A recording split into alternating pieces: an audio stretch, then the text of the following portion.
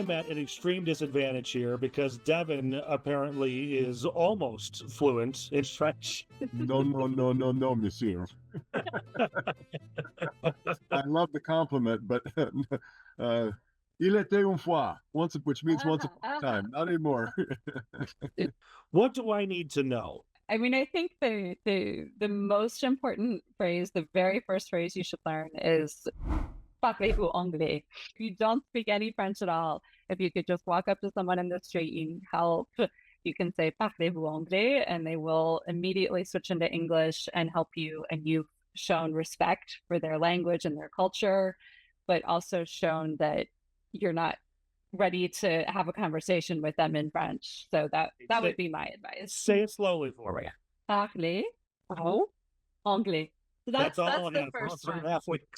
That's okay. If you can get off the plane and just say parlez-vous anglais to anyone, because you're going to be jet lagged and it's going to be hard to, think quickly on your feet. And if you start speaking to someone in French and they start answering you in French, just that first key phrase, parlez-vous anglais, and you will often find people that do. Okay. What else should I know? Excusez-moi. You'll bump into someone in the airport or in the metro or in the street. It's going to be busy. There's going to be people everywhere. So just a simple excusez-moi shows, again, respect for the language and the culture. And be careful. Don't use Google Translate. It is not your friend, because if you plug in "where's the bathroom," it will actually give you "où est la salle de bain." And if you ask someone that, you're asking, where can you take a shower? Well, that might be, you never know. That might actually come in handy. S'il vous plaît will take, s'il vous plaît is please. And that's just, a little bit of courtesy to extend. That should come in handy, right, Jennifer? Absolutely. Absolutely. S'il vous plaît and désolé for sorry. Désolé would be sorry, which is excusez-moi works as well. Yeah. But yeah, s'il vous plaît definitely is like, even if you just have the word les toilettes, s'il vous plaît, right? Use your voice intonation and facial expression and panic. J'ai besoin de toilette. I need a toilet. Immediately speaking to someone in English would be rude, and it would label you as a rude American. And so if you can just start with that, excusez-moi, parlez-vous anglais, it shows that you're not being rude, that you are being considerate. I think Jennifer's right. A big part of it is if you show the effort to speak a little bit of the local language, and this goes for whether you're in Paris or Moscow. If you show the effort to speak some of the local language, you automatically kind of get a little bit of, even if you do it badly, I kind of feel like they show some mercy. Yeah, there's some mercy there. A big part is just kind of showing the effort and the openness to be a good world traveler. That's, to me anyway.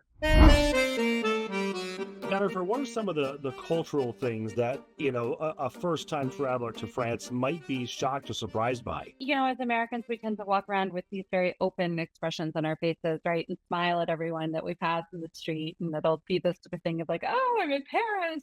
Tone it down a little bit. Be a little more subtle. The French are very subtle in everything, right? They don't make a spectacle of themselves usually. What's the most important thing to know about etiquette when it comes to restaurants and hotels? Well, so for restaurants, there's a 15% tip already built in, right, to your bill. And it's a profession, really. It's not something that a college student's trying to get through school and pay their bills. It's an actual profession in France to be a server. As far as hotels, the keys, if you're in an older hotel and they have actual physical keys, you don't leave with the key. The key stays at the desk, and then you have to find out what the hours are and make sure that you're back in time to be let back into your room. I think there is a lot of concern about rude Americans taking over when this is such a big stage in Paris. Are you concerned? Do you see any conversations or hear conversations about those rude Americans? It's the stereotype for sure that Americans are rude when we travel. But you're right, there's going to be a lot of Americans, but there's going to be a lot of everyone in Paris for the Olympics. So it's so exciting. It's going to be such a wonderful multicultural moment. And if you are curious about other cultures, I think that's going to take you really far with making friends with everyone, right? Not just the French hosts, but everyone that's there for this exciting time. That's what I'm making out of. There will be so many different languages and so many different cultures that I won't stick out. That's Exactly. Yes. Yes. Do you think Devin and I should swim in the scene? Yeah, absolutely. Given the chance in a wetsuit, I say go for it. and a wetsuit. You bringing one of those, Nick? I think if we get the chance, I mean, you know, the mayor of Paris, Mayor Hidalgo, got in just the other day, and if we get the chance, how can we say we passed up a shot to do that? Right? Not everyone gets that opportunity. I say go for it. Yeah, That's enough, right? Always say yes. When offered something new, a new experience, you just gotta say yes and go for it. The other thing, Nick, is and Jennifer, you can back me up on this. Apparently, there is a thriving wine industry in France. I've heard tell. Yes. How do I ask for more wine? Pro vin, s'il vous plaît. Oui, encore du vin, s'il vous plaît. Encore Du vin, or just du vin, s'il vous plaît. Un autre verre, s'il vous plaît. Yeah. All right, well, here's what I'm going to do. Instead of using Google Translate, I'm going to have you on speed dial. I'll use Jennifer Translate.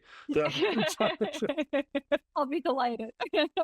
But when the French bug has bitten you, when you come back, you come take a class with me at OU, and I will help you. Deal. Jennifer, Okay. thank you so much. Have a great night. My pleasure.